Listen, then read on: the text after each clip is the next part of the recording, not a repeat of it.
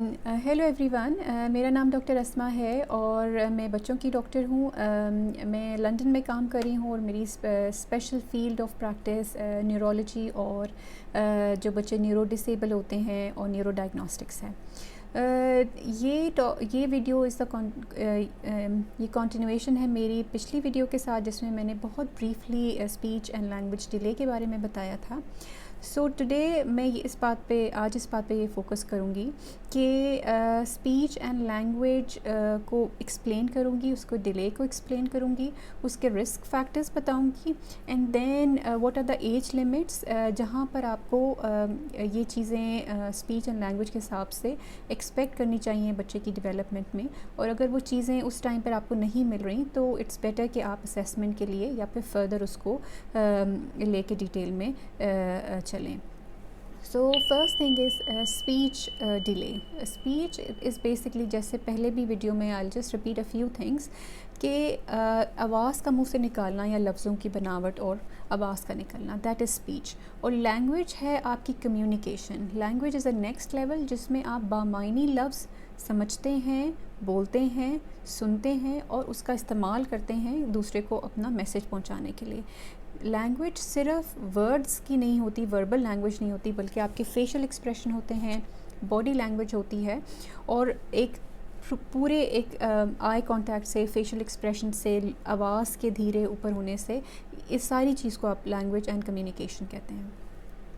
सो बच्चों में language and speech delay काफ़ी कॉमन है। मेरे जो फैक्ट्स एंड फिगर्स हैं और जो मेरे रेफरेंसेस हैं, I am taking from American Academy of Physicians, so I will quote the references below as well. So prevalence के हिसाब से इट्स वेरी कॉमन और ये डेटा बहुत डेवलप कंट्रीज़ में है जहाँ पे न्यूट्रिशनल प्रॉब्लम्स नहीं है, जहाँ पे सोशल और एजुकेशनल प्रॉब्लम्स नहीं हैं और बेसिक नेसेसिटीज़ बहुत इजीली अवेलेबल हैं। तो इन अमेरिका आपके पास 2 to 20%, 2.3 to 19% अराउंड पॉपुलेशन में, बच्चों में स्पीच डिले पाया जाता है।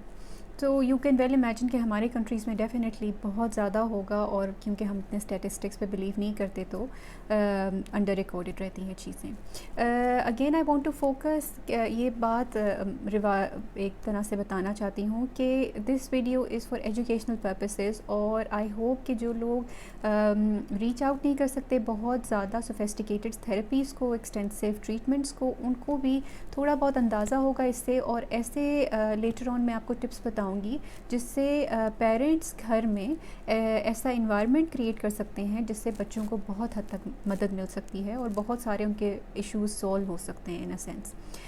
तो coming back to my topic, काफ़ी कॉमन है। और अदर रिस्क फैक्टर्स इसमें क्या आपके पास आ जाते हैं कि बीइंग अ मेल चाइल्ड, ये लड़कों में ज़्यादा है स्पीच डिले। अगर बच्चे प्री टर्म पैदा हुए हैं, अपने टाइम से पहले पैदा हुए हैं, या अंडर वेट पैदा हुए हैं एज वेल, तो उनमें भी ये चीज़ ज़्यादा कॉमन है। फिर इसके बाद अगर पेरेंट्स बहुत कम एजुकेटेड हैं और बहुत कम वर्बल हैं, बहुत कम कम्युनिकेशन करते हैं, तो उससे भी बच्चों की स्पीच एंड लैंग्वेज में डिले आता है। इसके अलावा डेफिनेटली फैमिली हिस्ट्री अगर आपके पास है लैंग्वेज एंड स्पीच डिसऑर्डर्स की, तो वो भी इनको इफ़ेक्ट करती हैं। एक बहुत इंपॉर्टेंट फैक्टर है बाइलिंगुअल फैमिलीज़ का। उसका ये मतलब है कि जिन घरानों में 2 से 3 लैंग्वेजेस बोली जाती हैं, तो उसमें यूजुअली ये होता है कि बच्चे 2 से 3 साल तक बड़े स्लो होते हैं लैंग्वेज को कोप करने में, लेकिन एज़ सून एज़ जब वो 5 ईयर्स के हो जाते हैं तो वो तीनों ज़बानों में बड़े फ्लुएंट हो जाते हैं। तो ये एक नेचुरल एक हिस्ट्री है कि अगर आप 2-3 ज़बानें बोलते हैं तो शुरू में बच्चे स्ट्रगल करते हैं क्योंकि काफ़ी सारी चीज़ें उनको इंटरमिक्स कर रही होती हैं, लेकिन वंस दे ग्रैब इट तो 5 साल पे वो काफ़ी कॉन्फिडेंट हो जाते हैं। Again speech and language delay बच्चों के लिए साइकोलॉजिकली, इमोशनली और उनके अचीवमेंट वाइज उनको बहुत ज़्यादा इम्पैक्ट कर सकता है। नॉट अनटिल चाइल्डहुड, बल्कि लेटर ऑन उनकी लाइफ टीन एज में और लेटर ऑन एडल्टहुड में भी ये चीज़ उनको काफ़ी इम्पैक्ट कर सकती है। सो जल्दी इसका डायग्नोसिस करना और इसकी असेसमेंट करना is in best interest for children. So now I will come to the red flags. Red flags का मतलब है कि वो चीज़ें अगर इस एज तक अगर आपको नहीं मिल रही तो डेफिनेटली आई विल से कि टेक दीज थिंग्स सीरियसली। तो उसमें आपके पास फ़र्स्ट चीज़ आपके पास क्या आ जाती है कि आई विल टेल यू कि हर एक एज के ऊपर क्या चीज़ें लीस्ट आपने एक्सपेक्ट करनी है बच्चों के साथ। तो I will refer to again जो कॉलेज की गाइडलाइंस हैं उनमें। सो 12 मंथ्स, जो 1 साल का बच्चा है, वो बैबल करे, पॉइंट करे और वो जेस्चर करे। सो ये 3 चीज़ें मैं आपको बता रही हूँ। एक की आवाज़ निकालना मुंह से, पानी, माँ, बा। बैबल इज़ सिंपल, बा बग़ैर किसी मतलब के आवाज़ें, राइट? उनका बेशक कोई मतलब नहीं हो। तो 1 साल का बच्चा बा, माँ, खा, टा इस तरह की आवाज़ें निकाले, किसी की तरफ पॉइंट करे और फेशियल एक्सप्रेशन, जेस्चर, आवाज़ ऊंचे नीचे करके अपनी हरकतों से बताए कि वो कम्युनिकेट कर रहा है। दिस इज़, अगर तो 1 साल का बच्चा ये नहीं करा तो that is something to take seriously. Now जो 15 माह के बच्चे हैं वो अगर 2 से 3 लफ्ज़ नहीं बोल रहे, सो दैट इज़ समथिंग। और अगर पेरेंट्स उनको कोई चीज़ें दिखा रहे हैं और वो उन चीज़ों की तरफ देख नहीं रहे और उनका नाम नहीं लेने की कोशिश कर रहे, तो तकरीबन 5 से 10 चीज़ें पेरेंट्स अगर उनको दिखाएं तो बच्चों को उनकी समझ आनी चाहिए और उनका नाम लेने की कोशिश करनी चाहिए। और तकरीबन 3 वर्ड्स उनके पास उनकी वोकैबलरी में होनी चाहिए by the age of 15 months. फिर अब आता है 1.5 साल का एज। 1.5 साल में बच्चों को 1 स्टेप इंस्ट्रक्शन आनी चाहिए, जैसे लाओ, दो, जाओ, बस, हाँ, नहीं। सिंपल एक वर्ड कमांड है कि नहीं, ठीक है, उनको नो समझ आनी चाहिए। और वो बामायनी वर्ड्स कहें, यानी अपनी माँ को मामा कहें या माँ कहें या बाबा कहें, उनका एक वर्ड की फॉर्म बामायनी होनी चाहिए। This is at the age of 1.5 years. अब मैं आपको बताऊंगी 1.5 से 3 इयर्स तक और फिर 5 इयर्स तक लैंग्वेज बहुत तेज़ी से डेवलप होती है। तो इस एज में आप देखेंगे कि बच्चों की कम्युनिकेशन, बच्चों का प्ले, बच्चों की पर्सनालिटी उस टाइम पे बहुत खुल के सामने आती है। तो जो 2 साल के बच्चे हैं, अगर वो 25 वर्ड्स तक नहीं बोल रहे, तो ये एक रफ़ गाइडेंस है। मैं ये कहूँगी अगेन, मैं क्योंकि अमेरिकन गाइडलाइंस से ये फ़ॉलो कर रही हूँ, तो थोड़ी बहुत वेरिएबिलिटी हो सकती है और हो सकता है कि आप बहुत एक्सप्लोर करें तो आपको समझ आ जाए कि बच्चे की नॉलेज में कितने वर्ड्स हैं। तो अराउंड 20 to 25 वर्ड्स अगर हैं 2 साल के बच्चे में, सो दैट्स एक्सेप्टेबल। दूसरा, अगर आप किसी चीज़ के ऊपर पॉइंट करें हैं, कोई बॉडी पार्ट पॉइंट करें हैं कि ईयर्स हैं, ये नोज़ है, ये माउथ है, तो बच्चे को रिकग्नाइज़ भी होना चाहिए और वो बोले इस चीज़ को। ये भी एक part of communication and language है। तो ये थी 2 साल। जो अब मैं आप बताती हूँ, जो 3 साल तक के बच्चे हैं उसमें ये है कि बच्चों के मैंने बोला ना, बहुत मैसिव लैंग्वेज में और वर्ड्स में इजाफा होता है। तो ऑलमोस्ट हम एक्सपेक्ट करते हैं 200 वर्ड्स तक उनके पास उनकी वोकैबलरी में होने चाहिए। और दूसरा, वो 2 स्टेप इंस्ट्रक्शंस को फॉलो करें। जैसे आप कहें ये लाओ, इधर रखो, सो लाओ और रखो इज़ लाइक 2 स्टेप्स। तो ये उनके दिमाग में इतनी क्लैरिटी होनी चाहिए कि ये चीज़ समझें और वो करें। तो ये एक अगेन उनकी लैंग्वेज की और कम्युनिकेशन की अंडरस्टैंडिंग और उसको एग्जीक्यूट करना और उसको प्रोसेस करके वो काम करना है। दूसरा ये है कि उनको अब सिंपल जो है, बहुत सिंपल सेंटेंसेस बनाने आने चाहिए जिसमें 2 से 3 वर्ड्स हों, जो मोस्ट ऑफ देम पेरेंट्स समझ जाएं और 50% वो, अगर कोई स्ट्रेंजर सुन रहा है तो वो भी समझ जाए। और इसके अलावा एट एनी स्टेज अगर बच्चे के पास कोई लैंग्वेज थी और वो भूल गया है, कोई स्किल था और वो उसमें अब नहीं है, तो वो किसी भी स्टेज पे हो सकता है, वो कंसर्निंग है। तो नाउ राइट फ्रॉम 1 साल, 15 मंथ्स, 18 मंथ्स, 2 इयर्स और फिर 3 इयर्स। सो 3 इयर्स के बच्चे में अच्छी खासी वोकैबलरी होनी चाहिए, 2 स्टेप कमांड वो फॉलो कर सके, और अगर किसी चीज़ को आप इशारा करते हैं, कोई वर्ड बोलते हैं, तो उसको समझ आना चाहिए। तो ये थे ऑल अबाउट रेड फ्लैग्स, और अगर इस स्टेज तक ये चीज़ें नहीं हो रही तो वी नीड टू असेस। अब मैं आपको बताती हूँ क्या टाइप्स हो सकती हैं स्पीच एंड लैंग्वेज डिसऑर्डर्स की एंड डिलेज़ की। तो फर्स्ट, आपके पास ऑन इट्स ओन अगर स्पीच एंड लैंग्वेज डिले है तो वो हो सकता है कि सिंपली बच्चा कैचअप कर रहा है और at the end of 7 years या 5 इयर्स वो सारी चीज़ें करने लगेगा, क्योंकि उसकी इंटेलेक्चुअल एबिलिटीज़, जो बाकी एरियाज़ की एबिलिटीज़ हैं, वो बिल्कुल नॉर्मल हैं। जो उसकी रिकग्निशन नॉर्मल है, उसका समझ नॉर्मल है, उसको चीज़ों को समझना नॉर्मल है, और बाकी उसकी फ़िज़िकल डेवलपमेंट नॉर्मल है। तो ये सिंपल एक डिलेड स्पीच है जो कैचअप होकर लेटर ऑन ठीक हो जाता है।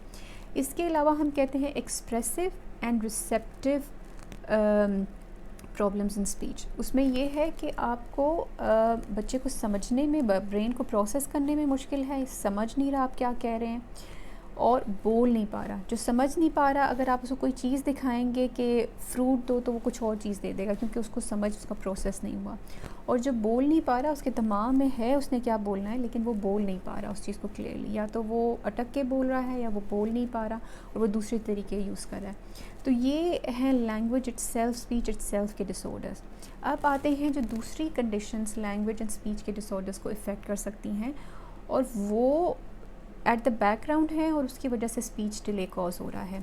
मोस्ट इम्पॉर्टेंटली, जैसे मैंने ऑटिज़म आपको पहले भी बताया था, वो बच्चे जो रिस्पॉन्ड नहीं करते, कम्युनिकेट नहीं करते, अपने नाम को नहीं पहचानते, अपनी सराउंडिंग्स को नहीं ध्यान देते, बहुत क्लोज रहते हैं, अपने अंदर लगे रहते हैं, उनमें स्पीच भी डिले होता है, उनका प्ले, उनकी कम्युनिकेशन भी डिले होती है, उनका सोशल इंटरेक्शन भी डिले होता है, और उनको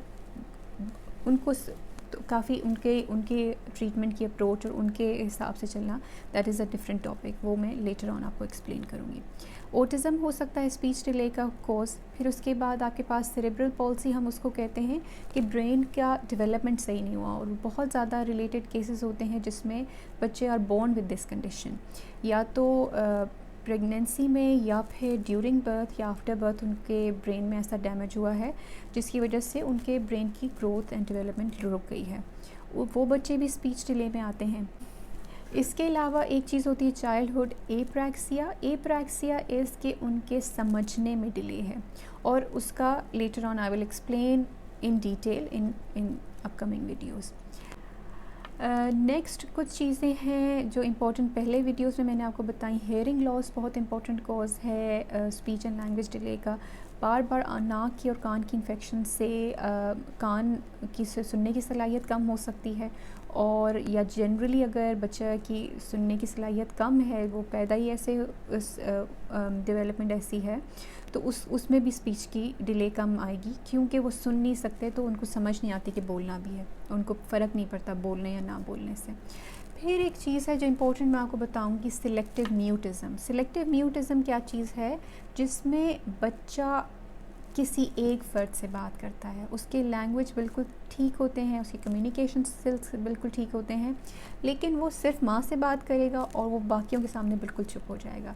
अगर किसी बच्चे में ये बिहेवियर है, तो प्लीज़ उसको फोर्स ना करें, उसको उसी लेवल पे रहने दें, क्योंकि वो आहिस्ता आहिस्ता जब किसी पे इन्वायरमेंट पे ट्रस्ट करना शुरू करेगा, तो आहिस्ता आहिस्ता वो इवॉल्व होगा। तो अगर सिर्फ ये है कि हाँ ये तो मेरे से बिल्कुल ठीक बोलता है, पूरी बातें करता है, अकेले में ठीक है इसकी कम्युनिकेशन, लेकिन जब लोगों को देखता है या किसी और को देखता है तो वो बिल्कुल भी बात नहीं करना पसंद करता, तो that is also okay and you should not worry about it. तो I will wind up my talk कि इसमें इस वीडियो में मैंने आपको बेसिकली बताया है कि स्पीच क्या है, लैंग्वेज क्या है, डिले के रिस्क फैक्टर क्या हो सकते हैं, कॉजेज़ क्या हो सकते हैं, और फिर उनमें आप नेक्स्ट टाइम में इन कॉजेज़ को मज़ीद एक्सप्लेन करूँगी, एंड इम्पोर्टेंटली ऐसे टिप्स दूंगी पेरेंट्स के लिए जो कि वो घर में नॉर्मल अपनी लाइफ में यूज़ कर सकते हैं, ताकि बच्चों की डेवलपमेंट, कम्युनिकेशन, स्पीच इम्प्रूव हो जाए। It's not a magic cure. Again and over again मैं आपको बताती हूँ कि जो भी न्यूरोलॉजिकल डिसेबिलिटीज़ हैं, ये एक किसी दवाई से, किसी थेरेपी से, चुटकी बजाने से ठीक नहीं होती। इनमें बेसिक हमारा गोल है कि हम ऐसा एनवायरनमेंट बच्चों को दें जिसमें वो मोस्ट कंफर्टेबल हों, जिसमें बहुत फ्लरिश करें, जो उनकी क्वालिटीज़ हैं वो इम्प्रूव होके आएँ, स्ट्रेसेस उनके कम हो, और उनकी डिसेबिलिटीज़ उनको इतना इफ़ेक्ट ना करें towards quality of life. So that's really all, or stay in tune. I will come up with further topics and continuation of the similar disorders. Thank you. Bye bye.